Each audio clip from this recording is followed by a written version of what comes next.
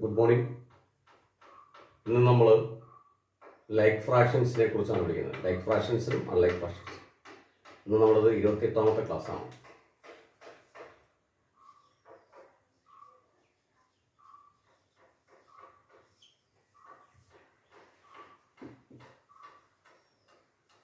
Like and unlike fractions. അപ്പോൾ ഇന്നത്തെ ക്ലാസ്സിൽ നമ്മൾ പഠിക്കുന്നത് ലൈക്ക് ഫ്രാക്ഷൻസിൻ്റെയും അൺലൈക്ക് ഫ്രാക്ഷൻസിൻ്റെയും കാര്യങ്ങളാണ്. അപ്പോൾ നമ്മൾ കഴിഞ്ഞ ക്ലാസ്സിൽ ഈക്വൽ ഫ്രാക്ഷൻസ് പഠിച്ചിട്ടുണ്ട്. അപ്പോൾ ഈക്വൽ ഫ്രാക്ഷനിൽ നിന്ന് ഒന്നുകൂടെ സ്വല്പം വ്യത്യസ്തമായിട്ട് ലൈക്ക് ഫ്രാക്ഷൻസ് എന്താണ് എന്ന് നമുക്ക് നോക്കാം. അപ്പോൾ ലൈക്ക് ഫ്രാക്ഷൻസ് എന്ന് പറഞ്ഞു കഴിഞ്ഞാൽ ഛേദം, അതായത് ഡിനോമിനേറ്റർ എന്ന് പറയുമ്പോൾ 3/8 ഡിനോമിനേറ്റർ എന്ന് പറയുന്നത് 8 ആണ്. അതുപോലെ അടുത്ത് നമ്മൾ 4/5/8, അവിടെ 5/8 ഡിനോമിനേറ്റർ 8 ആണ്. അപ്പം രണ്ട് ഭിന്നസംഖ്യയിലെ ഡിനോമിനേറ്റർ സെയിം, ദാറ്റ് ഈസ് ഛേദങ്ങൾ തുല്യമാണ്. 8 ആണ് ഇവിടെ 8, ഇവിടെ 8. അപ്പം ഛേദങ്ങൾ തുല്യമായിട്ടുള്ള ഭിന്നസംഖ്യകളെയാണ് നമ്മൾ എന്ന് പറയുന്നത് ലൈക്ക് ഫ്രാക്ഷൻസ് എന്ന് പറയുന്നത്. ഛേദങ്ങൾ തുല്യമായിട്ടുള്ള ഒരേ ഛേദങ്ങളുള്ള ഭിന്നസംഖ്യകളെ നമ്മൾ എന്താ പറയുന്നത്? ലൈക്ക് ഫ്രാക്ഷൻസ് എന്ന് പറയും. അവിടെ നോക്കാം, 3/8 5/9. 3/8 ഡിനോമിനേറ്റർ ഛേദം എന്ന് പറയുന്നത് 8 ആണ്. ഇവിടെ 5/9 ഡിനോമിനേറ്റർ എന്ന് പറയുന്നത് 9 ആണ്. ഛേദം 9 ആണ്. അപ്പം രണ്ട് ഭിന്നസംഖ്യകളുടെയും ഛേദങ്ങൾ ഡിനോമിനേറ്റേഴ്സ് ഡിഫറൻ്റ് ആണ്, 8 and 9. അപ്പോൾ ഈ ഡിഫറൻറ്റ് ഛേദങ്ങൾ വന്നതുകൊണ്ട്, വ്യത്യസ്ത ഛേദങ്ങൾ വന്നതുകൊണ്ട് ഇതിന് നമ്മൾ പറയുന്ന പേരാണ് അൺലൈക്ക് ഫ്രാക്ഷൻസ്. അപ്പോൾ ഇതെന്താണ്? ഇത് അൺലൈക്ക് ആണ്, ഇത് ലൈക്ക് ആണ്. അപ്പോൾ ലൈക്ക് ഫ്രാക്ഷൻസ് എന്ന് പറഞ്ഞു കഴിഞ്ഞാൽ ഭിന്നസംഖ്യകളുടെ ഛേദങ്ങളെല്ലാം ഒന്ന് തന്നെയാണെങ്കിൽ, ഒരേ ഛേദമാണെങ്കിൽ അതിനെ ലൈക്ക് ഫ്രാക്ഷൻസ് എന്നും, ഭിന്നസംഖ്യകളുടെ ഛേദങ്ങളെല്ലാം ഡിഫറൻ്റ് ആണ്, വ്യത്യസ്തങ്ങളാണെന്നുണ്ടെങ്കിൽ അതിനെ നമ്മൾ അൺലൈക്ക് ഫ്രാക്ഷൻസ് എന്നും ആണ് പറയുന്നത്. അപ്പോൾ നമ്മൾ ലൈക്ക് ഫ്രാക്ഷൻസും അൺലൈക്ക് ഫ്രാക്ഷൻസ് പഠിച്ചു. ഇനി നമുക്ക് എല്ലാവർക്കും പൊതുവേ ഒരു സംശയമുള്ള ഒരു ഭാഗമാണ് നമ്മളിപ്പോൾ പഠിക്കാൻ പോകുന്നത്. അതെന്ന് പറയുന്നത് സമ്മാണ്. സം കാണുക, അതായത് ഫ്രാക്ഷൻസിന്റെ സം. അപ്പോൾ ഭിന്നസംഖ്യകളുടെ തുക കാണുന്ന രീതിയാണ് നമ്മൾ പഠിക്കുന്നത്. അപ്പം നമുക്ക് സാധാരണഗതി സംഖ്യകൾ തമ്മിൽ കൂട്ടാനും കുറയ്ക്കാനും അറിയാം, അതായത് സം കാണാനും അതിൻ്റെ ഡിഫറൻസ് കാണാനും അറിയാം സംഖ്യകൾ തമ്മിൽ. ഇവിടെ നമ്മൾ പഠിക്കുന്നത് ഭിന്നസംഖ്യകളുടെ തുക കാണുക, അല്ലെങ്കിൽ ഭിന്നസംഖ്യകളുടെ വ്യത്യാസം കാണുക. അപ്പം സം ഓഫ് ദ ഫ്രാക്ഷൻസ്, ഇപ്പോൾ എക്സാമ്പിൾ നോക്കാം, 1/3 പ്ലസ് 1/3.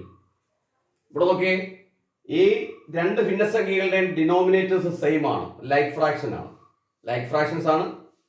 ഇനി മാത്രമല്ല, ഈ ഡിനോമിനേറ്ററിന്റെ ഈ ഭിന്നസംഖ്യയിലെ ന്യൂമറേറ്റർ എന്ന് പറയുന്ന അംശം എന്ന് പറയുന്നത് 1 ആണ്. അങ്ങനെയാണെങ്കിൽ നമുക്കിവിടെ സാധാരണ ചെയ്യാൻ പറ്റുന്നത് പറഞ്ഞാൽ ഛേദങ്ങൾ തുല്യമായതുകൊണ്ട്, ശ്രദ്ധിച്ചിരിക്കുക, ഛേദങ്ങൾ തുല്യമായതുകൊണ്ട് ആ ഛേദം നമ്മൾ എടുത്തെഴുതുന്നു, എന്നിട്ട് അംശങ്ങൾ തമ്മിലങ്ങ് കൂട്ടുന്നു. Equal to 2/3. അപ്പോൾ 1/3 പ്ലസ് 1/3 ഈസ് ഈക്വൽ ടു 2/3. നമുക്കിന്റെ വേറെ നോക്കാം, 1/5 പ്ലസ് 1/5 ഈസ് ഈക്വൽ ടു, രണ്ട് ഭിന്നസംഖ്യകളുടെ ഛേദങ്ങൾ തുല്യമാണ്, ലൈക്ക് ഫ്രാക്ഷൻ ആണ്, ഛേദങ്ങൾ ഒരുപോലെ ആയതുകൊണ്ട് നമുക്ക് അതേ ഛേദം എടുത്തെഴുതാം. എന്നിട്ട് നമ്മൾ എന്ത് ചെയ്യുന്നു? 1 + 1 ഛേദങ്ങൾ അംശങ്ങൾ തമ്മിൽ ആഡ് ചെയ്യുന്നു, എന്നിട്ട് 2/5. മനസ്സിലായെന്ന് വിചാരിക്കുന്നു. നമുക്കിനി മറ്റൊരു ഫോമിലുള്ള കണക്ക് നോക്കാം.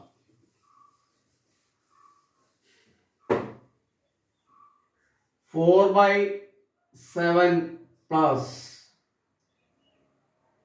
3/7.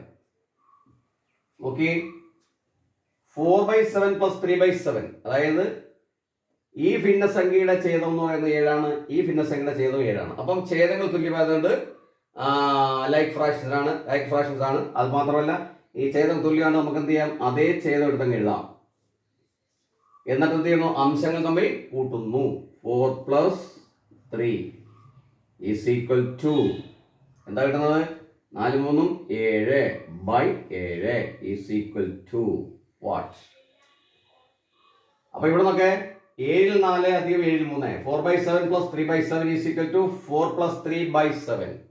4 പ്ലസ് 3 വരാൻ കാര്യം എന്താണ്? ഡിനോമിനേറ്റർ സെയിം ആയതുകൊണ്ട് അതേ ഡിനോമിനേറ്റർ എടുത്ത് എഴുതിയിട്ട് നമ്മൾ അംശങ്ങൾ തമ്മിൽ കൂട്ടുന്നു. കൂട്ടി എഴുതുമ്പോൾ 7/7 എന്ന് കിട്ടും. 7/7 എന്ന് പറഞ്ഞു കഴിഞ്ഞാൽ ആൻസർ ഈസ് 1 ആണ്. കാരണം ഒരു ഭിന്നസംഖ്യയുടെ അംശവും ഛേദവും തുല്യമായിരുന്നാൽ 1 ആണ്.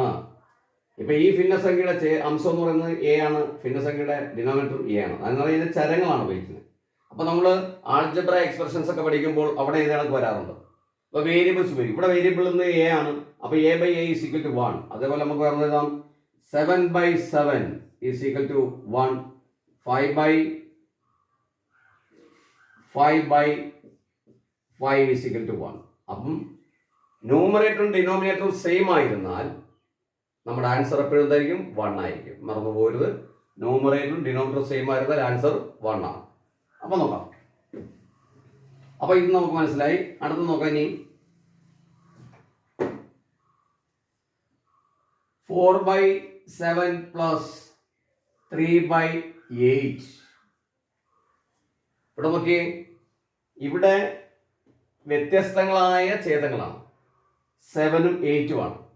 ഇവിടെ 4 3 അത് അംശം, അത് വ്യത്യസ്തമാണ്. അപ്പൊ ഇങ്ങനെ വരുന്ന ചില കണക്കുകൾ നമ്മൾ ചെയ്യുന്നതിന് മുമ്പ് ഇക്വേഷൻ ഉപയോഗിച്ച് ചെയ്യുന്ന ഒരു കണക്കുണ്ട്. അതായത് 1/a പ്ലസ് 1/b എന്ന് പറഞ്ഞാൽ 1/a പ്ലസ് 1/b എന്ന് പറയുമ്പോൾ ഇവിടുത്തെ ഭിന്നസംഖ്യയുടെ ഛേദം എന്ന് പറയുന്നത് എ ആണ്, ഇവിടുത്തെ ഭിന്നസംഖ്യയുടെ ഛേദം എന്ന് പറയുന്നത് ബി ആണ്. എന്ന് പറഞ്ഞാൽ ഡിഫറൻറ്റ് ഡിനോമിനേറ്റേഴ്സ് ആണ്, വിപരീതമായ വ്യത്യസ്തമായിട്ടുള്ള ഛേദങ്ങളാണ്. അങ്ങനെ വരുമ്പോൾ നമ്മളൊരു സാധാരണഗതിയിൽ PSC പരീക്ഷകൾക്കും മത്സര പരീക്ഷകൾക്കും ഒക്കെ സാധാരണ ചോദിക്കുന്ന ഒരു സംഭവമാണ് ഇതേപോലുള്ള കണക്കുകൾ. അപ്പോൾ അവിടെ നമ്മൾ ചെയ്യുന്നത് എന്താ? ഇവിടെ ഇത് പ്രോഡക്റ്റ് കണ്ടുപിടി എ ഇൻറ്റു ബി, ഇത് തമ്മിലങ്ങ് ഗുണിക്കും. എന്നിട്ട് നമ്മൾ ചെയ്യുന്നത് എന്താണ്? B plus A.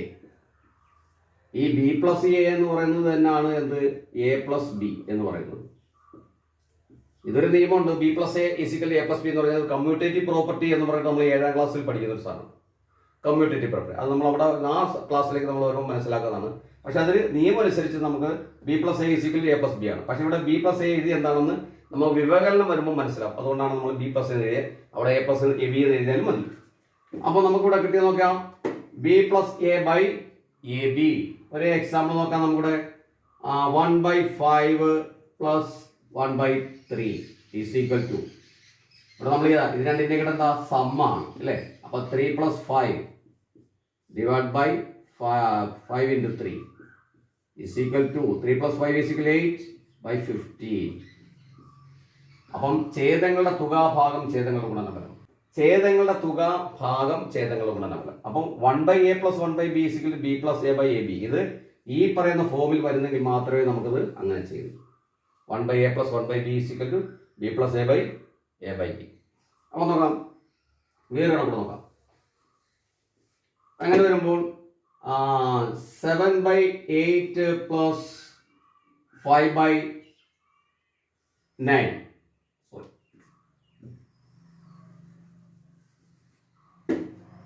7/8 പ്ലസ്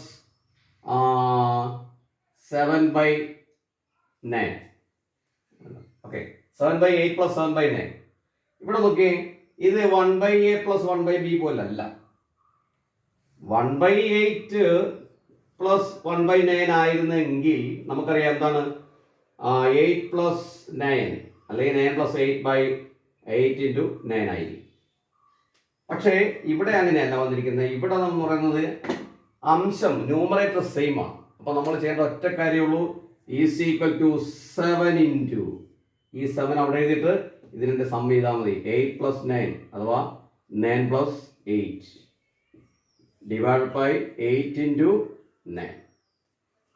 മനസ്സിലായെന്ന് വിചാരിക്കുന്നു. ഒന്നുകൂടി ഞാനൊന്ന് പറയാം. എന്താണൊക്കെ?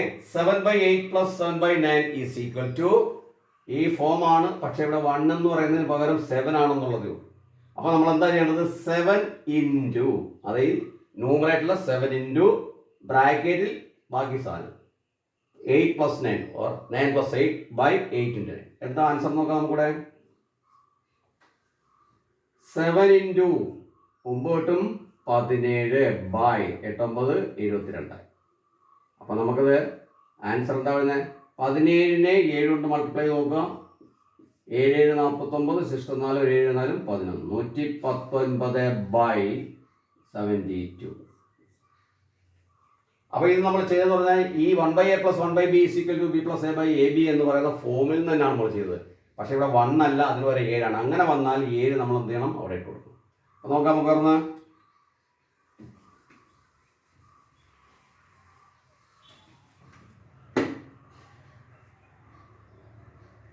5/7 +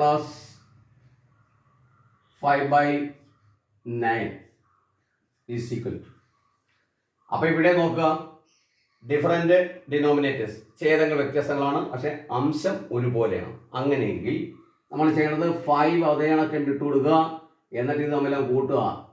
7 + 9 അല്ലെങ്കിൽ 9 + 7 ബൈ 7 × 9 = 5 ഇൻറ്റു 7 9 7 16 ബൈ 7 9 63 6 5 30 ഇഷ്ടം 3 5 3 8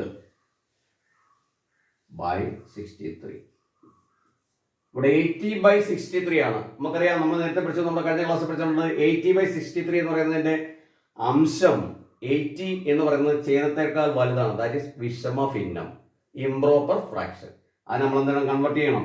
അപ്പോൾ ഇതാ 1 × 63 അപ്പോൾ ഇവിടെ നോക്കാം, അറിയാമേത്തോട് നോക്കാം. നമ്മുടെ 80നെ 63 കൊണ്ട് നമ്മൾ ഡിവൈഡ് ചെയ്യും. 80നെ നമ്മൾ 63 കൊണ്ട് ഡിവൈഡ് ചെയ്യുന്നു. അപ്പം 1 × 63. 10 ന് 3 പോയാൽ 7, പിന്നെ ഇവിടെ ഉള്ളത് 7 ആണ്. 7 ന് 6 പോയാൽ 1. അപ്പം എന്തുവരും? 1 61 17. മനസ്സിലായെന്ന് വിചാരിക്കുന്നു.